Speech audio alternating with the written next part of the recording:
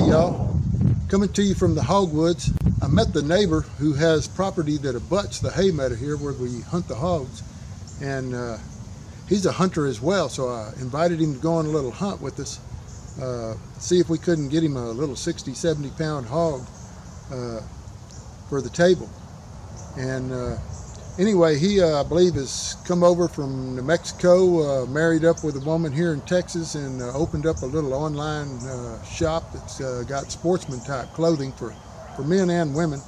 You might check it out. I'm going to leave a link down below here, and you can see if there's something that you like, or maybe you can get some brownie points from your wife, get her something.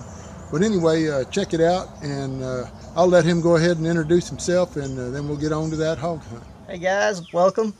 I'm Jonathan, and I'm from New Mexico. Came out to Texas after college, or for college anyway, and haven't really done much night hunting growing up there in New Mexico, more big game hunting. So I'm really interested to get a little bit more into it, and tonight we're going to go out and do a little bit of night vision hunting. Hopefully we get a couple of hogs for some meat, make a little pork bacon or mix it with some deer. But anyways, hope you guys enjoy the video, and wish us some luck, because we don't know what's gonna happen. But anyways, y'all stay tuned.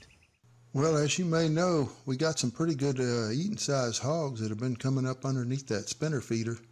So we decided we'd get out there about last light, put out a little bit of corn, and just wait up, see what came our way. And sure enough, about an hour and a half after we got in the stand, this fella kind of led the procession into the spinner feeder, and it wasn't long till all of his cohorts was under there.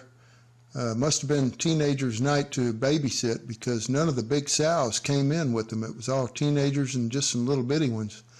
But we couldn't quite get a good shot like we wanted, because the camera was facing back towards the blind, and when that camera would come on, it would really kind of blind the scope cam. So we waited till they went over to third base, which it didn't take too long for them to clean up that corn under spinner feeder, and they come over to third base, and Jonathan was waiting on the camera to come on, and when it did, he was trying to settle those crosshairs in and maybe get a double. And it looks like that one in the front there's got one right behind it, so he's going to squeeze one off on him, and you'll see what happens. Man, I sure thought that 308 on the shoulder would drop them right down, but turns out they all broke and ran like a covey of quail. So we got out of the blind and went over there and started looking for a little crimson trace on the grass and such. That Jonathan's really good. He managed to find it. And about 40 yards later, up through some really thick brush, he came upon that hog. And so anyway, we drug him on out to the hay meadow where we could take a couple of pictures. And sure enough, that pig was on his way to the dinner table.